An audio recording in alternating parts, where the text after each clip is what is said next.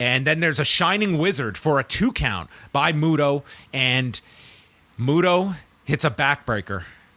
And he goes to the turnbuckle. And he starts to climb. And I was just like, please. And he contemplates. The whole world was feeling Dude, they're zoomed in on his face. Yeah.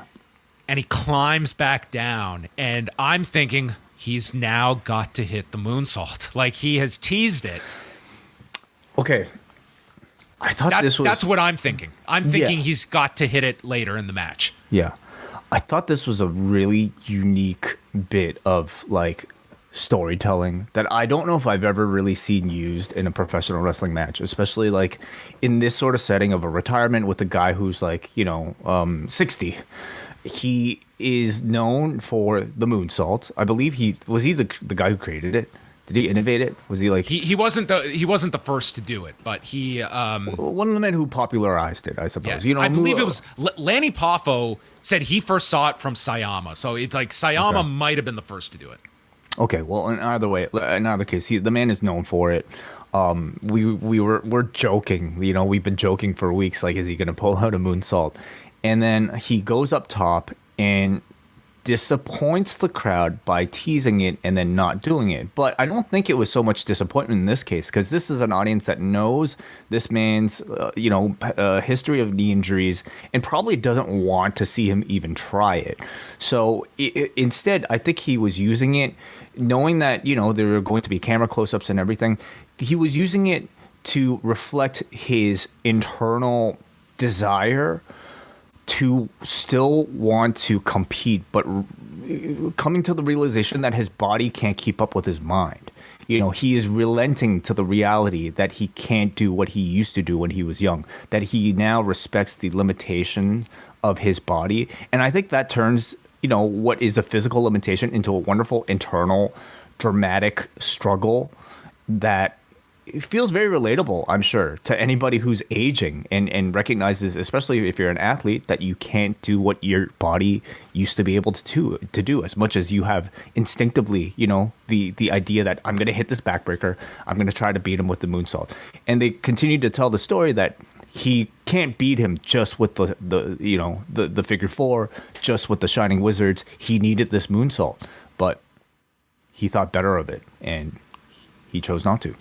Yeah, it ended up being, to me, maybe like the lasting image I might have of this match, because I took the same conclusion that here was somebody that at a stage of his life, he was willing to mortgage his health for the audience. And now in this final match, he both cares enough for his life after wrestling while also understanding that the audience does not want to see him mortgage his health for their enjoyment. His retirement is their enjoyment, that this man will be able to move around as best he can without the we are not asking for this cost of you anymore to damage yourself for our entertainment. This was the conclusion of The Wrestler if Randy the Ram didn't jump off the turnbuckle in that final shot.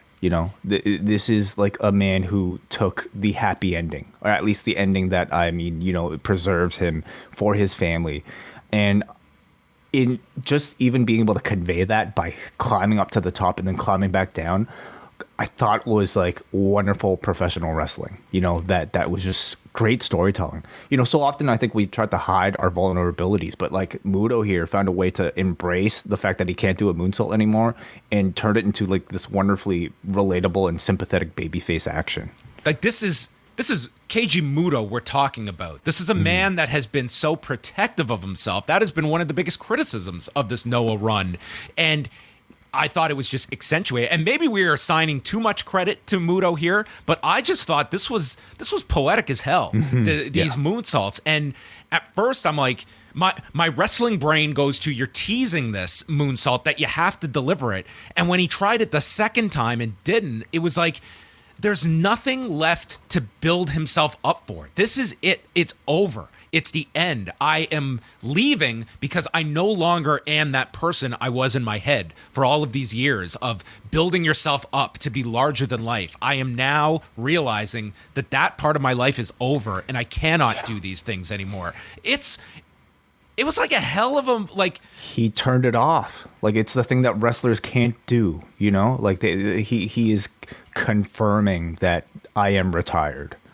Yeah, so this it ended up being like to me like the most like this is to me what I'm going to think of with this retirement match was the tease of the moonsault, and actually maybe in a weird way getting more out of the moonsault tease than the moonsault delivery had he hit this. 100%, John. Like I would have hated to see a moonsault. Like I did not want to see this guy do a moonsault at all. Like to me, it would have I would have got a pop, but I love this so much more.